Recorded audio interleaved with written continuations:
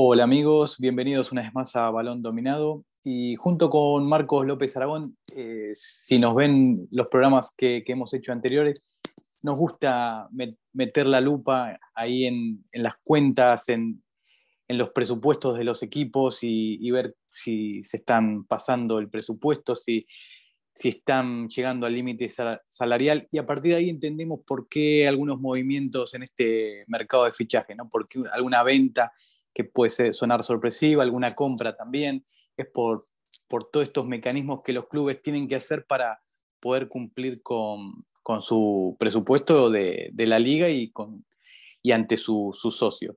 Por eso vamos a hablar con Marcos, que ya mismo le doy la bienvenida, para empezar a analizar un poquito cómo están las situaciones financieras de los principales equipos de la Liga de España. Hola Marcos.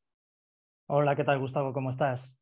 Al final todo tiene un porqué y esto que está ocurriendo en el mercado o en los últimos mercados incluso, pero ciñéndonos a este verano en la liga, pues tiene una explicación. La explicación viene dada de origen para poner en antecedentes a nuestros seguidores y los que se incorporen ahora y no hayan podido haber otros análisis que hemos hecho al respecto de estos temas o similares, es que tenemos dos marcos normativos. El primero fundamental, que es las normas de sostenibilidad financiera de la UEFA, instauradas hace ahora mismo un año, en agosto de 2022, que es lo que viene a vertebrar o a remodelar, reestructurar lo que antes se llamaba el fair play financiero de UEFA. Y luego también tenemos aquí el organismo de control económico de la Liga, de la propia Liga Española. Siempre hemos dicho que los órganos de control económico de la Liga Española son muy férreos. ¿Por qué son férreos? Primero, porque se ciñen prácticamente de manera taxativa a la regulación de UEFA y además porque se caracterizan por ser muy estrictos o ir muy al detalle de lo que se puede y de lo que no se puede hacer. De ahí que la normativa o la manera de controlar los aspectos económicos y financieros de la liga sean mucho más restrictivos, vamos a decirlo así, con respecto a movimientos de mercado, a ampliaciones de capital, a entradas de patrocinios, etcétera, y de ahí que los clubes se tengan que ceñir a ello. En este caso vamos a analizar los movimientos y las estrategias de mercado de estos 6 clubes, que son los que principalmente tienen mayores problemas, bien sea o por endeudamiento o por superar el límite salarial establecido por la liga, que luego explicaremos a nivel de detalle por qué en algunos casos van unidos y son estos 6 equipos que son el Villarreal, el Barcelona, Atlético de Madrid, Sevilla, Betis y Valencia. Perfecto, entonces vamos a comenzar con el submarino amarillo, hasta hace un par de temporadas campeón de la Europa League, o sea, tocó el cielo con las manos en competencia europea, pero ahora tiene un límite salarial, ¿no? Y tiene un balance de mercado de más 98, pero tuvo que salir al mercado a vender parte de sus principales figuras, ¿no? Sí, el caso del Villarreal creo que es el ejemplo claro de una muy buena política de cantera, de una muy buena dirección deportiva. Aquí tenemos a Jorge Rodríguez, que es el director de la cantera, y a Miguel Ángel Tena, que es el director deportivo. Y esto es lo que le ha permitido al Villarreal reestructurar sus cuentas de manera muy positiva esta temporada. El Villarreal, debido a su forma de funcionar, a su ambición desde la propiedad de querer hacer una plaza muy competitiva, siempre se ha caracterizado por pagar salarios muy altos. Es decir, atraer talento a una plaza como Villarreal no es sencillo. Entonces, a los jugadores históricamente, y podemos remontarnos a aquel equipo que fue capaz incluso de estar a un penalti de distancia de jugar una final de Champions League, nada menos contra el Fútbol Club Barcelona hubiera sido, la final famosa de París, que finalmente fue el Arsenal el que entró por aquel penalti fallado por Riquelme. Desde entonces ya hemos visto que el Villarreal ha tenido jugadores por encima, en teoría, de sus posibilidades. Que esto no es tanto así, porque tiene una muy buena gestión, pero sí que es cierto que Villarreal paga salarios muy altos, ¿vale? Esto es un poco lo que le ocurre al Athletic Club de Bilbao por su propia restricción de mercado. Entonces, lo que le ocurre al Atleti por su restricción de mercado le ocurre al Villarreal por atracción de talento. Esto la consecuencia que ha tenido en los últimos años para el Villarreal es una masa salarial excedida del límite establecido por la Liga. Y esto, como venimos diciendo, se iba a tener que regularizar en algún momento y los clubes empiezan a hacer los deberes para sanear sus balances. El caso del Villarreal es paradigmático en cuanto a la venta de jugadores porque está demostrando tener una dirección deportiva de altísimo nivel capaz de colocar jugadores en el mercado con grandísimas plusvalías, con precios de venta muy competitivos y con beneficios sustanciales. Fíjate que en estos, si ponemos el caso, por ejemplo, de Nicolas Jackson, que llegó a la cantera del Villarreal, Pau Torres, nacido en Villarreal, y Samu Chukwueze, que también llegó muy jovencito a la cantera amarilla, si sumamos las ventas en este mercado de esos tres jugadores, nos vamos a los 90 millones de euros. 90 millones de euros por jugadores que apenas le han costado prácticamente nada fabricar al submarino amarillo. ¿Esto qué genera? Operaciones que son todo beneficio. Es decir, luego analizaremos operaciones que son absolutamente ruinosas, como las del Fútbol Club Barcelona, y en comparación tenemos a este equipo que a través de la venta muy competitiva y a precios altos de jugadores producidos en su cantera que apenas les ha costado dinero, generan unos beneficios enormes que lo que hacen es sanear las propias cuentas del club y amortiguar esos salarios altos que el Villarreal paga. Sí, el desafío deportivo será recuperar o reemplazar, mejor dicho, a Jackson, a Pau Torres y a Chukwueze con jugadores de la cantera, porque hasta ahora ha llegado Sorloth como delantero. Me parece que ahora el desafío es más deportivo que económico, ¿no? Sí, totalmente. Lo que pasa es que esto es, siempre se ha dicho que el fútbol es una manta corta, se Sí. suele decir entre las fases de ataque y defensa, pues esto es exactamente igual, entre compras y ventas. Está claro que si tú para regularizar tu límite salarial tienes que hacer este tipo de ventas, pues tendrán que confiar nuevamente en el acierto de su dirección de cantera y de su dirección deportiva para identificar esos jóvenes talentos a bajo precio que puedan ser capaces de generar nuevamente un alto rendimiento deportivo y de ahí unas plusvalías en el mercado cuando se vendan a otros clubes. Perfecto. Bueno, pasamos ahora a la llave de todo la liga, ¿no? El Fútbol Club Barcelona.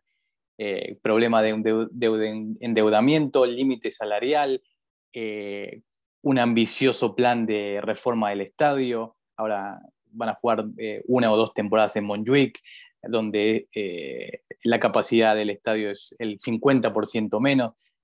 Bueno, a todo eso, ¿qué le podemos decir del fútbol? ¿Por dónde empezar, no? Del Fútbol Club Barcelona. Pues creo que aquí merece la pena ser bastante contundente y lamento tener que enfocarlo de esta manera, ¿no? Pero realmente el Fútbol Club Barcelona es el ejemplo ahora mismo del círculo vicioso financiero. Operaciones ruinosas, compras muy caras, salarios altísimos, exceso del límite salarial, compras de jugadores que no han resultado para nada bien en cuanto a rendimiento deportivo, pero con salarios altos y que luego los ha tenido que malvender o directamente que abrirles la puerta para que se marchasen y liberar ese espacio de salarios, pero que eso es una trampa mortal. ¿Por qué es una trampa mortal? Porque como hemos comentado en otros análisis, las compras de jugadores incluyen el precio que se paga por el traspaso más el salario del jugador durante los años de contrato. Y ahí se hace un prorrateo. Esto lo decía muchas veces Monchi, ¿no? Cuando explicaba las operaciones. ¿Qué ocurre? Que, por ejemplo, liberar jugadores no es una solución, porque esas operaciones lo que están generando son pérdidas, es decir, a nivel contable, a nivel de las cuentas del club, genera pérdidas. Es decir, ni siquiera son operaciones, sí, liberas masa salarial, pero aún así estás perdiendo dinero. Ha ocurrido con varios jugadores del Fútbol Club Barcelona. Por poner un ejemplo, hoy está de rabiosa actualidad la más que posible salida de Ousmane Dembélé al Paris Saint-Germain. Bueno, ahora mismo lo que se está manejando es la posibilidad de que pague la cláusula de rescisión de 50 millones de euros. Vamos a suponer que al final se llega a un acuerdo para que ese precio no sea así, sino que sea más real de mercado. Pero bueno, vamos a suponer que no va a llegar a los 100 millones. Claro, si coges el precio que se pagó por Ousmane Dembélé más su salario altísimo, el escaso rendimiento deportivo y una venta por debajo de valor de mercado, eso a nivel contable al Fútbol Club Barcelona le va a computar a pérdidas. Es decir, va a aumentar el endeudamiento del club. Si a esto le unimos el tema de las palancas no dejan de ser ventas de futuros. Es decir, esto es como dividir esto es Harry Potter, ¿no? Dividir el alma en horocruxes, ¿no? No tiene ningún sentido porque tú estás vendiendo derechos del club, yo qué sé, se han vendido porcentajes de los derechos de merchandising, se han vendido porcentajes de los derechos de televisión. Es una locura, porque al final lo que estás consiguiendo es dinero para hoy y hambre para mañana, porque al final esos ingresos los vas a dejar de tener en un futuro, porque vas a tener ingresos menores porque ya los estás comprometiendo, te los estás llevando, y además con el sinsentido añadido de que el Barcelona lo está gastando principalmente en traspasos y en salarios de jugadores. Bien es cierto que este año se ha moderado muchísimo porque no le quedaba otro remedio, de ahí la llegada de Gundogan libre de Manchester City o una inversión muy normalita de 3,4 millones de euros por Oriol Romeu, pero es que el Barcelona no puede hacer absolutamente nada más. Sí, tal cual. Otro ejemplo paradigmático que reúne la mala decisión deportiva y económica fue Luis Suárez, ¿te acuerdas? Prácticamente lo echan, lo despiden, termina llegando al Atlético de Madrid, el Barcelona le paga una parte del sueldo, esa sería la parte mala económica, y la parte deportiva mala es que reforzó a un rival que terminó siendo el goleador del Colchonero para salir campeón, o sea, doblemente ruinosa la decisión tanto deportiva como económica. Y además tradicional, porque esto ya le pasó de manera prácticamente simétrica con David Villa. También le pasó de manera simétrica con Coutinho, inversión También. absolutamente ruinosa, pero que resulta que le mete el séptimo y el octavo gol de aquella famosa debacle del 8-2 contra Bayern Múnich. Y finalmente creo que Coutinho gana esa Champions con el Bayern. Sí, 2020, sí. Un desastre, es decir, no tiene ningún sentido, lo miremos por donde lo miremos. El Barcelona tiene un futuro muy oscuro a nivel financiero. Sí que es cierto que como es un gigante y hay temas políticos mezclados por en medio, intereses de todo tipo, probablemente siempre va a subsistir, pero vienen unos años muy complicados donde ya se está empezando a valorar la posibilidad de que el club se convierta en sociedad anónima deportiva. Sí, tal cual. Y bueno, vamos al otro club grande de España, el Atlético de Madrid, que él tiene un problema de endeudamiento. Me parece que acá es mi opinión. Cholo Simeone ha elevado la vara del club a cotas muy altas. Entonces está haciendo una plantilla muy amplia y de mucha calidad. Eso hace que sea una plantilla muy numerosa y bueno, ahí el tema de los contratos y los salarios, ¿no? Me alegra el planteamiento que realizas porque además me da pie a esto que tenía apuntado aquí, que es la sobrepoblación. El Atlético de Madrid, como el Sevilla, que veremos más adelante, tiene un problema de sobrepoblación de plantilla y está generado por varios intereses. El primero, económico, Es decir, Cholo Simeone ha guiado al club a una nueva dimensión, como tú bien dices, con un nuevo estadio, siendo prácticamente siempre equipo de Champions League, con algún traspiés de caer en fase de grupos que ha perjudicado más de un resultado financiero anual del Atlético de Madrid. Pero también es cierto que el Atlético es el caso claro de equipo o de club con un funcionamiento más similar a la Premier League que tenemos en la Liga Española. ¿Por qué? Porque este club está participado a algo más del 70% por 3 inversores. Uno es Miguel Ángel Gilmarín, otro es Enrique Cerezo, a través de sus empresas y de una empresa que se creó expresamente para capitalizar el Atlético de Madrid y las ampliaciones de capital posteriores, y un fondo de inversión estadounidense que opera a través de otra ampliación de capital desde Luxemburgo. ¿Qué quiero decir con esto? Que podríamos pensar, bueno, pues ¿y el Atlético de Madrid cómo mantiene, cómo es capaz de mantener estos nombres y estos números a pesar de los fiascos? Pues porque efectivamente el Atlético de Madrid sí ha hecho ampliaciones de capital y las ha capitalizado de manera propia entre sus 3 principales inversores y por lo tanto propietarios.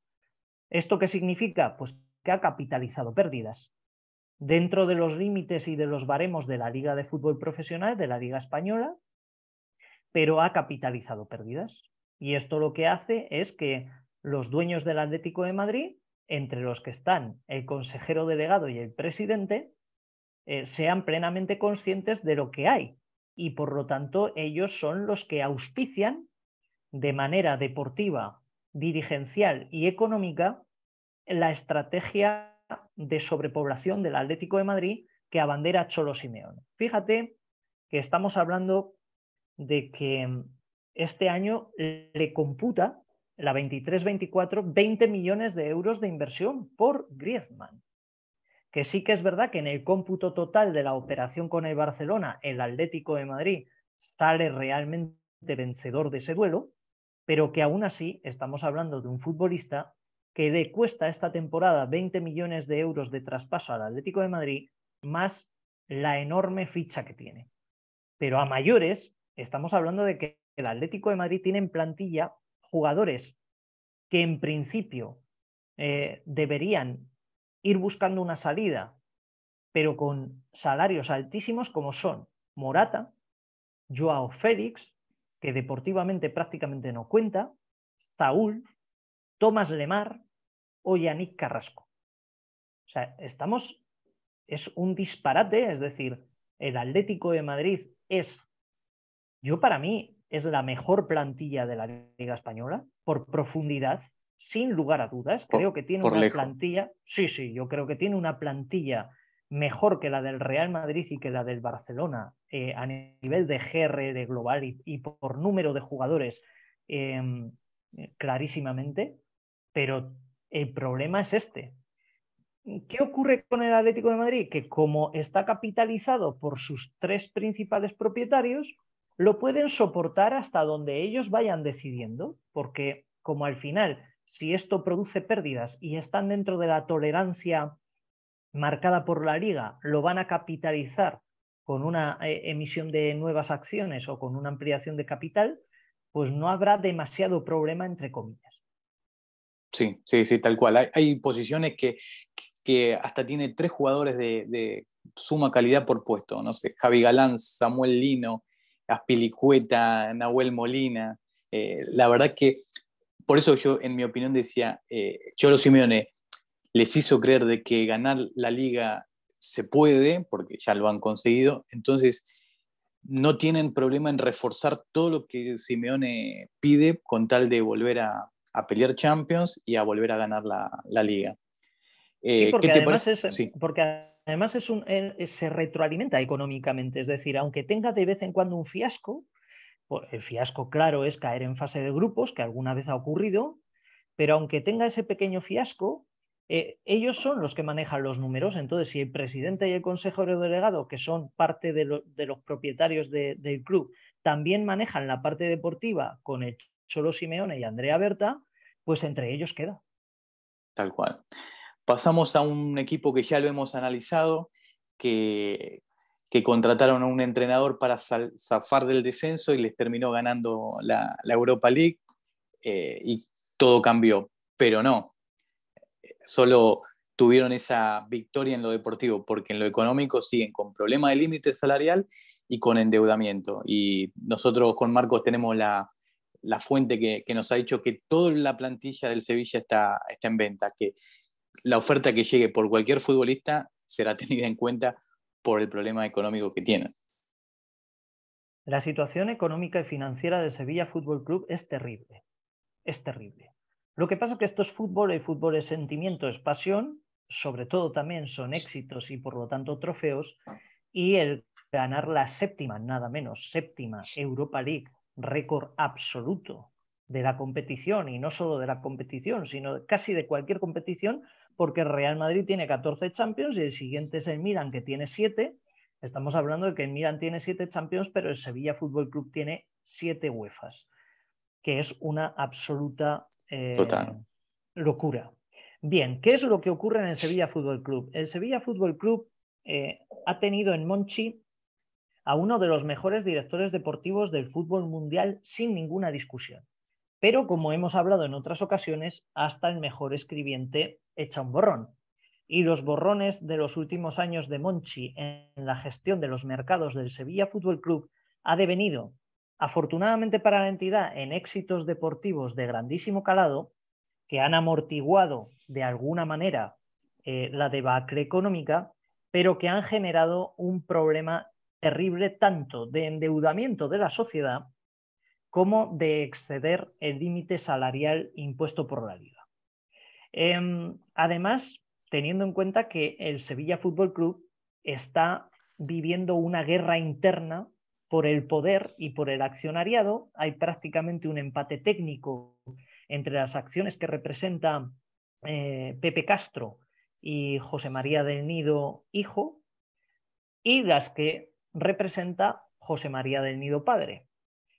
Hay por ahí un inversor que tiene un 12, un 13% del accionariado, y esto lo que ha generado es una situación, primero, de desgobierno, segundo, de crispación y tercero, casi de histeria social colectiva. Parece un milagro que un equipo de este calibre, con la temporada que ha vivido, haya sido capaz de conseguir ser campeón de UEFA. La herencia es nefasta. Monchi se ha marchado dejando un problema terrible. Él se ha escudado en que lo hace por el bien del Sevilla, y me parece bien porque tiene que buscar una salida digna. Pero bien es cierto que parte de sus grandísimos errores en los últimos mercados han lastrado totalmente lo que va a ocurrir con el club. ¿Qué ocurre? Que Víctor Horta toma una herencia terrorífica. ¿Por qué? Porque además se filtra la grandísima deuda del Sevilla Fútbol Club, la necesidad de vender, y no hay nada peor en un mercado que tus rivales sepan que necesitas vender jugadores para ofrecerte prácticamente nada por esos jugadores que tienes que sacar. Con el añadido de que volvemos a recordar los problemas contables que generan jugadores por los que se ha invertido dinero, que ya no es solo cuestión de liberar la masa salarial, sino que si lo que liberas no es suficiente con respecto a lo que tú has invertido por ellos, te va a computar a pérdidas. Es decir, imagínate que por aquí le da el Sevilla en esta sobrepoblación absoluta y demencial. Te voy a nombrar jugadores. Ronnie López pertenece a la plantilla del Sevilla. Januzaj, Delaney, Idrissi, el Papu, Rafa Mir, Tecatito, Suso, Joan Jordán, el propio Campos. Jugadores que pueden ser perfectamente en algún momento prescindibles. Sí. Pero que muchísimos de ellos se han hecho inversiones vía traspaso y todos ellos tienen salarios altísimos. Eso es un lastre, es una piedra atada al cuello del Sevilla Fútbol Club y de Víctor Horta en particular, que no le permite prácticamente tener oxígeno ni fondo de maniobra en el mercado. Casi es virgencita, que me quede como estoy, que de alguna manera el club vaya asumiendo la deuda y que por ahí, pues si se tiene que quedar alguien sin inscribir, pues ver cómo se puede capear el temporal. Pero me da la sensación de que los equipos que son conocedores de la situación del Sevilla Fútbol Club no van a ser ni mucho menos benevolentes con él. Sí, tal cual. Por ejemplo, el Bayern Múnich que estaba preguntando por Bono para incorporarlo a un precio que en otra situación el Sevilla estaría en una posición mucho más fuerte que la actual ante el gigante bávaro. Nos mudamos, seguimos en la ciudad, pero nos mudamos de vecino, el Betis, el equipo verde y blanco, también problema de endeudamiento, también clasificó a copas europeas, pero también tiene un lastre ahí. Sí, el problema del Betis es de deuda. Una deuda que ha ido incrementándose a lo largo de los años.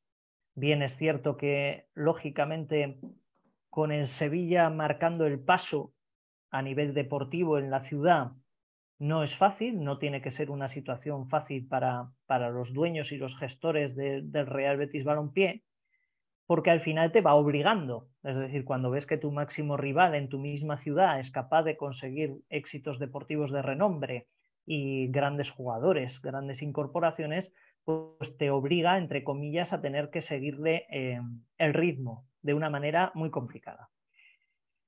Bueno, es una situación más reversible, ya se está viendo, de hecho, la liberación de la retirada del propio Joaquín libera un gran salario, una gran cantidad de dinero que cobraba, merecidamente, no digo que no, pero que estamos Sí. hablando de un salario altísimo.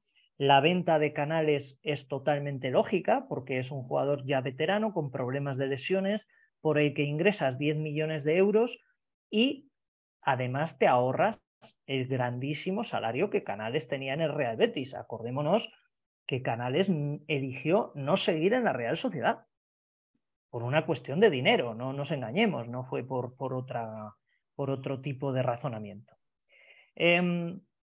La estrategia del Betis al menos sí está teniendo ya visos en el mercado de funcionar. Claro, la deuda que arrastra también es muy grande, es decir, este trabajo que está haciendo el Real Betis Balompié va a tener que sostenerlo durante varias ventanas de mercado y de esa manera sí que irá reduciendo su endeudamiento, ¿vale? Lo que sí que ha conseguido, pues mira, una estrategia que me parece llamativa del Real Betis Balompié es que está incorporando jugadores veteranos con salarios a la baja y por los que no está pagando traspaso. Es decir, si analizamos, ha incorporado a Isco, ha incorporado a Yoce, a Marroca, a Bellerín, a Bartra. Bueno, es que son jugadores que hoy en día no van a ganar mucho dinero. No van a ganar mucho dinero. Entonces, su peso en la masa salarial va a ser menor, es decir, van aligerando masa salarial para poderla dedicar a otros elementos y luego además con la llegada de Raúl García de Haro, que en el Club Deportivo Mirandés esta pasada temporada cedido ha marcado nada menos que 19 goles en segunda división y eso también permite que ese jugador, por el que no ha pagado nada el Real Betis y que además no gana mucho dinero, pues tener un recambio de delantero centro que no te lastra en absoluto y que todo lo que te dé va a ser positivo. Tal cual. Y además con las incorporaciones que son a bajo costo, también son refuerzos que le van a permitir pelear, no se debilita tanto su plantilla, le va a permitir pelear ahí en la zona de ingresos a copas europeas porque Ayose tiene un pasado en la Premier, Marroca jugó en el Leeds, Bellerín y Bartra jugaron en el Betis, o sea, son fichajes que le pueden rendir a corto plazo. Sí, es una estrategia equilibrada, vamos a decir. No es radical en ningún caso, porque Tal entonces cual. tuviera que haber tirado por otro camino, pero es una estrategia equilibrada que va a tener que ir sosteniendo y que, bueno, también es verdad que tiene el Real Betis Balompié tiene la ventaja de tener el proyecto aún, afortunadamente para ellos, en las manos de Manuel Pellegrini, que es un técnico con muchísimo prestigio, de grandísima entidad, que practica un muy buen fútbol. Nosotros venimos diciendo desde hace ya bastante tiempo que animamos a todos nuestros seguidores a hacerse fans de los equipos que juegan bien, porque estadísticamente está comprobado que los equipos que juegan mejor al fútbol al final de las ligas clasifican en posiciones más altas que los que no lo hacen bien. Entonces, vamos a ver si apoyar, digamos, entre comillas, al Real Betis Balompié en esta estrategia de saneamiento de su deuda y que le permita seguir siendo competitivo en la liga y sobre todo también ofrecernos un buen juego. Tal cual. Y por último, también un equipo que ya hicimos un programa, nos dedicamos especialmente a ello porque estaba en una situación económica dramática. En lo deportivo caminó en el alambre toda la temporada, pero su ídolo, su mito del club, Rubén Baraja, logró salvarlo de caer en segunda división, pero también los problemas no se han ido, más bien todo lo contrario, continúan. Tiene un problema grave de endeudamiento y lo mismo, se está desprendiendo de sus principales figuras y pocas compras. Estoy hablando del Valencia, del club, del conjunto Che. Sí, es que el Valencia ha corrido riesgo de desaparición. O sea, realmente el Valencia sí ha estado en verdadero peligro, como entidad y como club. Es un club que durante las primeras temporadas de Peter Lim dobló su deuda hasta pasados los 600 millones de euros, que la ha reducido al menos al mismo nivel que cuando entró Peter Lim en la propiedad del club, y que vive una situación de economía de guerra. Y esto es una cuestión que choca mucho con la plaza, con la entidad del club, con la propia ciudad de Valencia, que es una ciudad maravillosa, con la afición que tiene, que yo creo que es de las mejores de España, sin lugar a dudas, por jerarquía incluso. Estamos hablando de un grande, venido a menos, pero un grande de España, y es muy difícil asimilarlo, porque no hay otra solución para el Valencia Club de Fútbol que una economía de guerra. Si nosotros estábamos todavía en la era del audio, cuando hicimos el especial del Valencia Club de Fútbol, y hablábamos de que la inversión deportiva en la plantilla en los últimos años se había reducido a la mitad. Es decir, lo que se está dedicando a pagar salarios de jugadores en el Valencia Club de Fútbol se ha reducido a la mitad en las últimas temporadas. Y ya anunciamos que iba a seguir siendo así.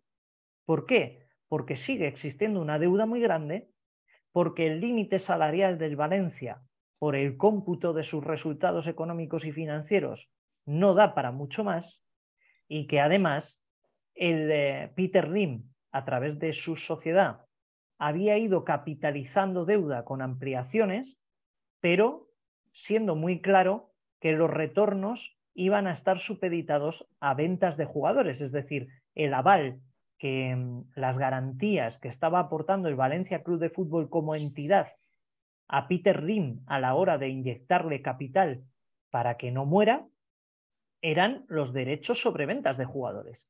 Entonces, esto que ha ocurrido con Yunus Musa es lógico a todo punto, porque se tienen que seguir generando operaciones de plusvalía para el Valencia y para reducir también esa masa salarial que no es agobiante para nada, pero que todo lo que sea ahorrar va a ser bienvenido para el Club Che. Aquí en esta foto pongo a José Luis Gallá, pero no solo José Luis Gallá, estamos hablando de que también puede estar Gabriel Paulista, Marcos André, Uros Rasic. Hay varios jugadores que, no todos ellos, lógicamente, porque la plantilla ya va bastante ajustada, pero algunos de ellos estoy seguro de que van a acabar saliendo en este mercado. Sí, el portero también, Mamardashvili, sonaba que podía reforzar a otro equipo, tanto de España como de afuera. Entonces lo que queda, Marco, es otra temporada que vamos a ver ahí en el alambre al Valencia, luchando por evitar descender hasta tanto vuelva a tomar aire y el club renazca de estas cenizas en el que está sumido en este momento. Mira, yo deportivamente soy un poquito más optimista con respecto al Valencia Club de Fútbol esta temporada, y me refiero a una cuestión muy sencilla, y es que esta última temporada ha sido una agonía, ha sido un calvario. Sí, terrible. Para el club, para la afición, para los jugadores. Entonces no veo para nada una repetición de esa temporada. Más bien creo que apelando al sentido común, al valencianismo puro, al buen rollo, al no sumar más problemas de los que ya hay, pues Rubén Baraja creo que puede hacer un buen trabajo en este Valencia, tenerle en una zona tranquila, que yo creo que bastante es para la situación por la que ha atravesado el club en estas últimas temporadas, y poder al menos tener una temporada sosegada, que aporte la tranquilidad necesaria a una afición, a una masa social. Creo que es importantísimo para el Valencia una reconciliación del espíritu de Mestalla. Y me refiero a lo siguiente: yo sé perfectamente que la masa social del Valencia Club de Fútbol no solo está descontenta, sino está en contra de la propiedad del club. Y eso es una situación muy complicada, que genera consecuencias, porque se generan tensiones, se genera mal ambiente, se genera sobreexcitación, se genera presión sobre el equipo.